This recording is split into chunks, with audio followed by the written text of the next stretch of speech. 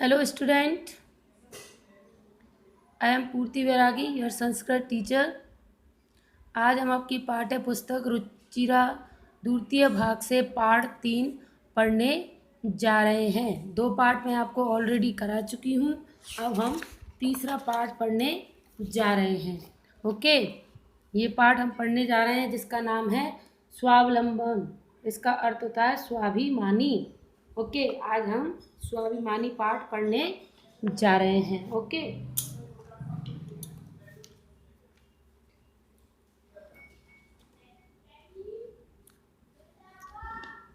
देखिए आपका पाठ इस प्रकार है। इस पाठ को हम पढ़ेंगे, इसके क्वेश्चन आंसर भी करेंगे, लेकिन हमें पाठ पहले समझ लेना चाहिए। तो कृष्ण मूर्ति श्री कंठस्य मित्रे आस्ताम। कृष्ण मूर्ति श्री कंठस्य मित्रे आस्ताम, इसका अर्थ है कृष्ण मूर्ति और श्री कंठस्य दोनों मित्र थे। श्री कंठस्य पिता समृद्ध आसीत। देखिए, श्री कंठस्य का पिता समृद्ध यानी धनवान था। श्री कंठस्य पिता समृद्ध आसीत यानी श्रीकंठ का पिता धनवान था। अतः इसलिए तस्य भवने सर्वविधानी सुख साधनानी आसन, इसलिए उसके भवन में यानी घर में सारी सुख सुविधाएं थीं। सर्व विधानी सुख साधनानी यानी चारों ओर सुख साधन थे। विशाले भवने यानी विशाल भवन यानी बड़े घर में। चत्वारि स्तंभा आसन यानी 40 खंबे थे। चत्वारि दशत का अर्थ होता है 40 खंबे थे, यानी उसके बड़े विशाल भवन में 40 खंबे थे। तस्य 18 प्रकोष्ठेषु 50 कक्षा चत्वारिदश द्वाराणि षष्ठ त्रिदशः विद्युत व्यजनानि च आसन। देखिए इस वाक्य को हम दोबारा समझते हैं।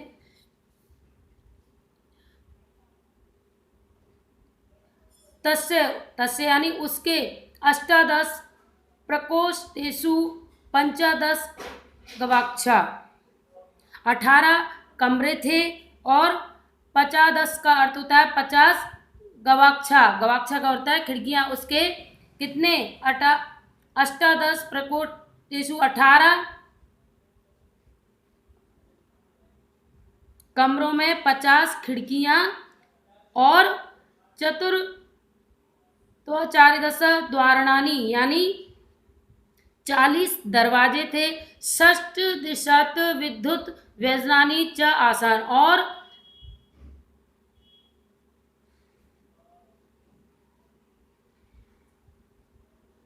और 36 पंखे थे। षष्ठ दिशत का अर्थ होता है 36 पंखे थे। ओके, तत्र 10 सेवका, तत्र वहां 10 सेवका 10 नौकर थे। निरंतरम निरंतरम का अर्थ होता है लगातार। कार्य यानी काम। कुर्वन्ति स्म, इसका अर्थ है तत्र यानी वहां 10 सेवका 10 सेवक निरंतर लगातार कार्यम यानी काम कुर्वन्ति करते थे।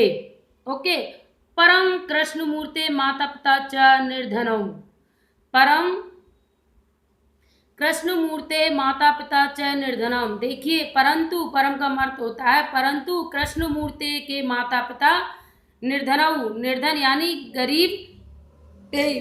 कृषक दंपति वह किसान थे। देखिए, जो पहला श्रीकंठस्य था उसके पिता धनवान थे और उनका एक विशाल भवन था जिसमें 40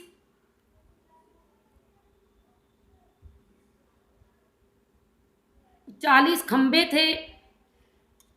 उसके 18 कमरों में 50 खिड़कियां, 44 दरवाजे और 36 पंखे थे। वहां 10 नौकर लगातार कार्य करते थे। परंतु कृष्ण मूर्ति के माता पिता निर्धन किसान दंपत्ति थे, यानी किसान पति पत्नी थे।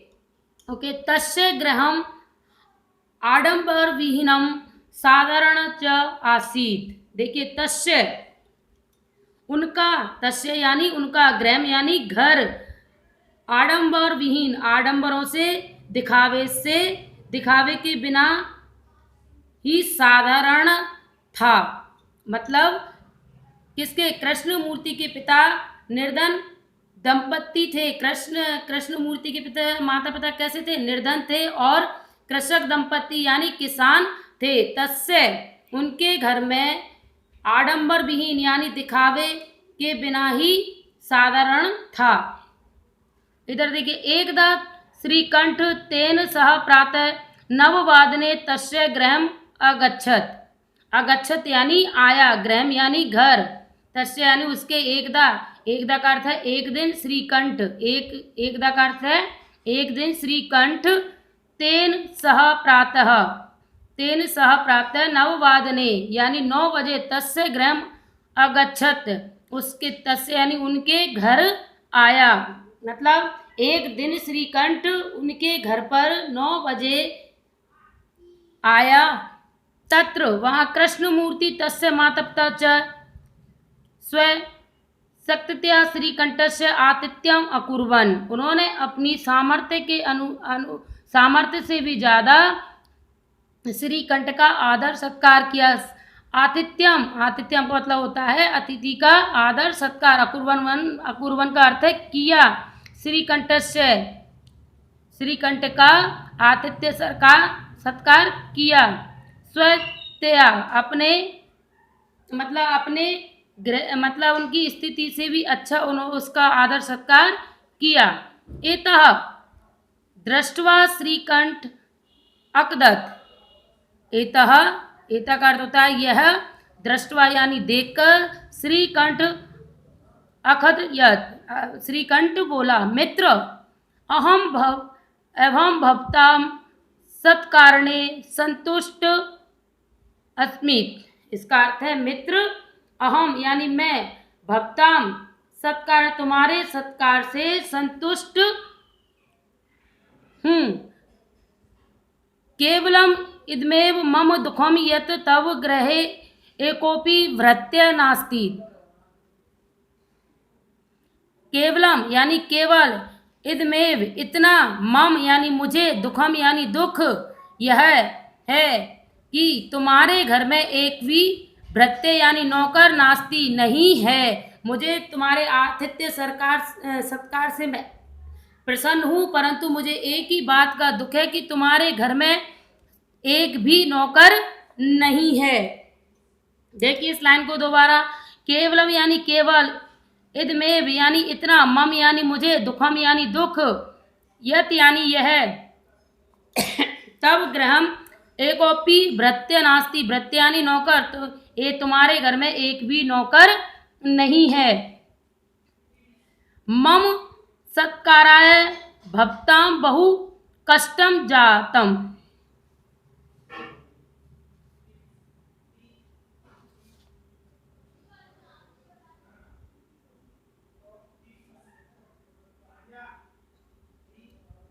मम गृहम तु बहम कर्म करा संति, जिसके कारण मेरे अतिथि सत्कार के लिए आप सब कष्ट कर रहे हैं।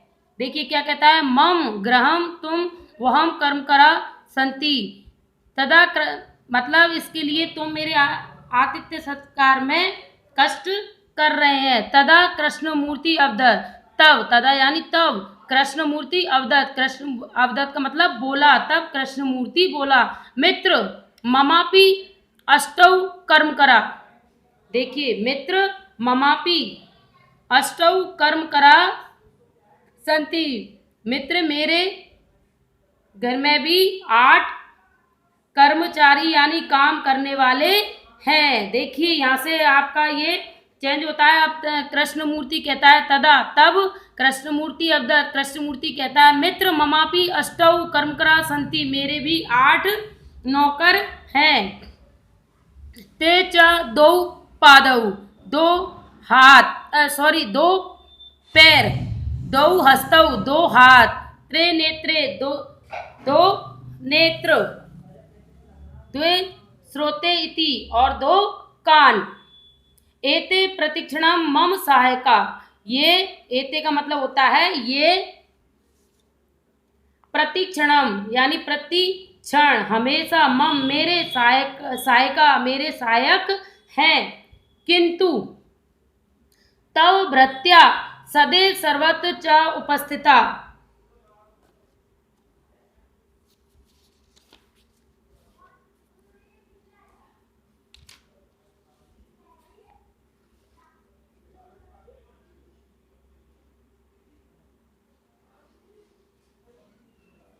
देखिए, किंतु तब भृत्वा नौकर सदैव सर्वत्र च उपस्थिता, किंतु तुम्हारे नौकर हमेशा उपस्थित नहीं रहते हैं। भविन्तुम न सुखवंती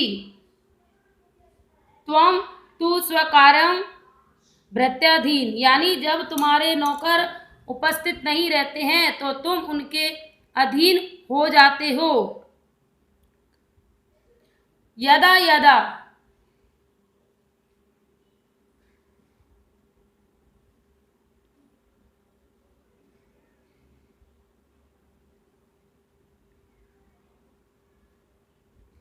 यदा यदा का अर्थ है जब जब, ते अनुपस्थिता, जब जब तुम्हारे नौकर अनुपस्थित होते हैं, तदा तदा यानी तब तब, त्वम कष्टम अनुभवसी, यानी जब जब तुम्हारे नौकर अनुपस्थित होते हैं तब तब तुम कष्ट अनुभव करते हो। स्वावलंबेन तू सर्वदा सुख में, जो अब इसका अर्थ है स्वावलंबेन तो सर्वदा सुख में, जो स्वावलंबी होते हैं वो सदा सुखी होते हैं। न कदापि कष्टम भवती, उनको कोई कदापि यानी कभी भी, कष्टम यानी दुख, ना यानी नहीं, भवती यानी होता, उनको कभी भी कोई कष्ट नहीं होता। ओके, देखिए अब आगे। श्रीकंठ अवदत मित्र, अब श्रीकंठ अपने मित्र से बोला, तब वचनानी श्रुत्वा मम मनसी महती प्रसन्नता जाता। श्रीकंठ बोला, मित्र तुम्हारे वचनों को सुनकर मेरे मन में बहुत प्रसन्नता हुई। देखिए यहाँ पर श्रीकंठ अवदत मित्र, श्रीकंठ अपने मित्र से बोला कि तब वचनानी श्रुत्वा मम मनसी महती प्रसन्नता जाता। देखिए, तुम्हारे वचन श्रुत्वा यानी सुनकर, मम यानी मेरे, मनसी मन में, महती यानी अत्यधिक, प्रसन्नता जाता मेरे मन में तुम्हारे वचन सुनकर मेरे मन में अत्यधिक प्रसन्नता हुई। अधुना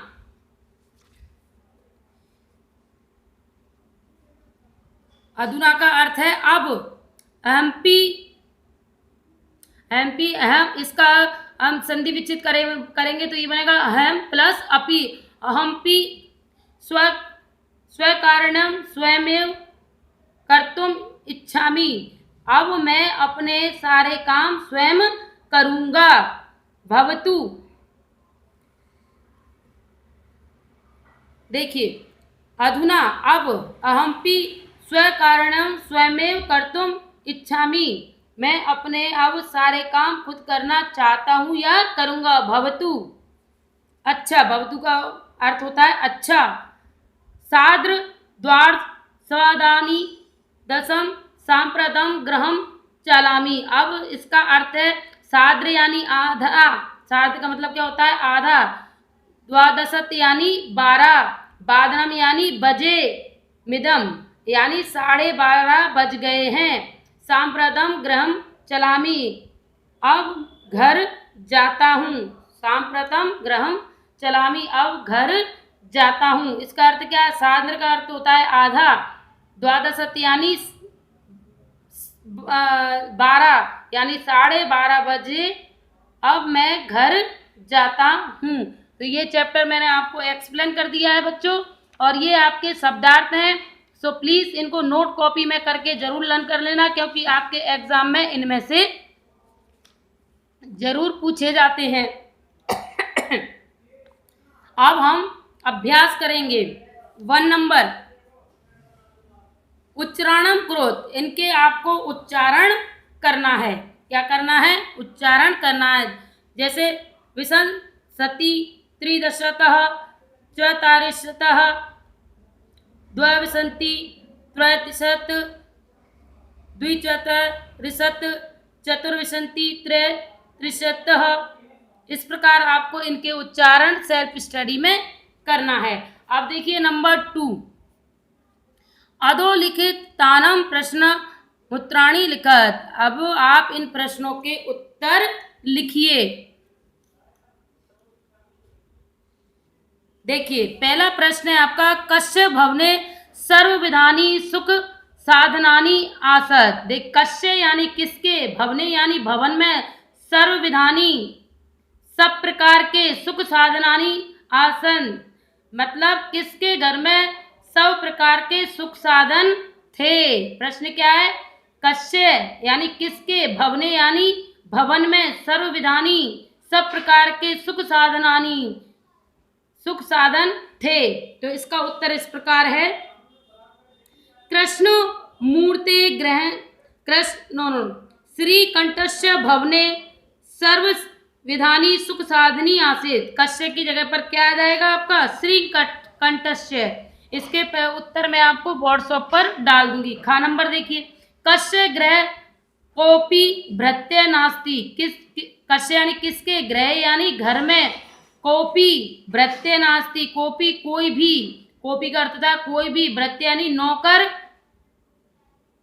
नहीं है, नहीं थे, नहीं सॉरी अस्ति है ना, तो नहीं है। कस्य ग्रह कोपी भृत्य नास्ति, किसके घर में नौकर नहीं है। तो इसका उत्तर इस प्रकार होगा आपका, कृष्ण मूर्ति ग्रह कोपी भृत्य नास्ति, यानी कृष्ण मूर्ति के घर पर नौकर नहीं थे। ग नंबर देखिए, श्री कंठस्य आतिथ्यम के अकुर्वन्। श्री कंठस्य आतिथ्यम के अकुर्वन्, श्री कंठस्य आतिथ्यम के अकुर्वन्। इसका उत्तर इस प्रकार है, कृष्ण मूर्ति मतलब श्री कंठस्य आतिथ्यम के अकुर्वन्। अकुर्वन् का अर्थ होता है किया। श्री कंठस्य का आतिथ्य किसने किया, श्री कंठ, दोबारा बोलो, श्री कंठस्य आतिथ्यम के अकुर्वन्, श्री कंठ का आतिथ्य सत्कार किसने किया। तो इसका उत्तर इस प्रकार है, कृष्ण मूर्ति तस्य माता पिता च श्री कंठस्य आतिथ्यम अकुर्वन्, यानी कृष्ण मूर्ति के माता पिता ने श्री कंठस्य का आतिथ्य सत्कार किया। सर्वदा पुत्र सुखम, सर्वदा यानी हमेशा, पुत्र यानी कौन, सुखम यानी सुखी होता है, हमेशा सुखी कौन होता है। यत्र स्वावलंबम तत्र सर्वदा सुखम, यत्र स्वावलंबम तत्र सर्वदा सुखम, स्वावलंबी व्यक्ति हमेशा सुखी होता है। अड़ा, श्री कंठ कृष्ण मूर्ति गृहम कदा अगच्छत। देखिए, श्री कंठ कृष्ण मूर्ति के गृह में यानी घर पर, कदा यानी कब, गया। श्री कंठ कृष्ण मूर्ति के घर पर कब गया। दोबारा पढ़ेंगे, श्री कंठ कृष्ण मूर्ति गृह में यानी घर, कदा यानी कब, अगच्छत गया। अगच्छत का अर्थ होता है गया। श्री कंठ कृष्ण मूर्ति के घर पर कब गया। तो आपका उत्तर इस प्रकार है, श्री कंठ कृष्ण मूर्ति गृह प्रातः 9 वादने अगच्छत। श्री कृष्ण मूर्ति के घर पर सुबह के 9 बजे गया। च कृष्ण मूर्ति कति कर्मकरा संति, कृष्ण मूर्ति कति कर्मकरा संति, कृष्ण मूर्ति के कितने काम करने वाले हैं। तो इसका उत्तर प्रकार है, कृष्ण मूर्ति अष्टौ कर्मकरा संति, कृष्ण मूर्ति के 8 कर्मकरा संति। तो ये थे आपके बच्चों प्रश्नोत्तर, जो मैंने मौखिक पर तक समझा दिए हैं और मैं आपको व्हाट्सएप पर भी डाल दूंगी। ओके, अब इधर देखिए पेज नंबर 15 पर, चित्राणि गणित्वा तदह संख्यावाच शब्दम लिखत, यानी इसका अर्थ है चित्रों को देखकर आप इनकी गिनती कर कर उनको संस्कृत में लिखिए। आप जैसे आप मटके गिन लीजिए, 1 2 3 4 5 6 7 8 9 10 11 12 13 14 15 16 17 18, ये 18 मटके हैं। तो 18 मटकों को हम संस्कृत में कैसे लिखेंगे? अष्टादश घटानी, अष्टादश घटानी। ये मटके आपके बहुवचन में हैं, इसलिए क्या आएगा? घटानी। अष्टादश, अष्टा यानी 8, दस, दस यानी 10, अष्टादश घटानी। इधर देखिए आम, 1 ते 3, 2 3 6 3 3 4 13 5 15 6 13 7 21, 21 आम है आपके। तो इनको कैसे लिखेंगे? एक विसंति ही आम्राणी, एक विसंति आम्राणी एक, और विसंति यानी 20, 21 आम्राणी 21 आम। अब इधर देखिए ये बॉल कितनी है आपकी? 1 5 5 15, 15 बॉल है आपकी। तो कैसे लगे? पंच यानी 5, 10 यानी 10, 5 और 10 कितने हुए? 15, पंच 10 कंदला कानी। ओके, इधर देखिए आपकी कैंडल है इसमें, तो ये कैंडल कितनी है आपकी? 1 2 3 4 5 6 7 8 9 10 11 12, 36 यानी 36 आपकी ये कैंडल है। तो षष्ठ त्रिदशत, त्रिदशंत का अर्थ होता है 30, षष्ठ यानी 6 यानी 36। सिक्त त्रिकाणी। अब देखिए आपको कैंची दिखाई दे रही है, ये कैंची कितनी है? 1 2 3 4 5 6, 1 6 6 2 4 3 4 4 आपकी 24 कैंचियां है, 24। तो इसको कैसे लिखेंगे 24 को? चत यानी 4, विषंत यानी 20 यानी 24, कर्तरिकाहा। अब इधर देखिए पत्तियां दिखाई दे रही हैं आपको, 1 2 3 4 5 6 7 8 9 10 11 33 आपकी 33 ये पत्तियां हैं। तो इसको कैसे लिखेंगे? त्रयोदशता पत्राणी 33। ओके, अब नंबर 4 देखिए, मंजूषात अंकनामा कृत पदानी चित्त। आपको इसमें कोष्टक में जो संस्कृत शब्द की गिनतियां दे रखी हैं उनको आपको लिखना है। जैसे 28, 28 के लिए आप क्या लिखेंगे? अष्टा विसंति। 30 के लिए क्या लिखेंगे? त्रिदशः 24। और इस प्रकार आपको सेल्फ स्टडी में इसको करना है। ओके,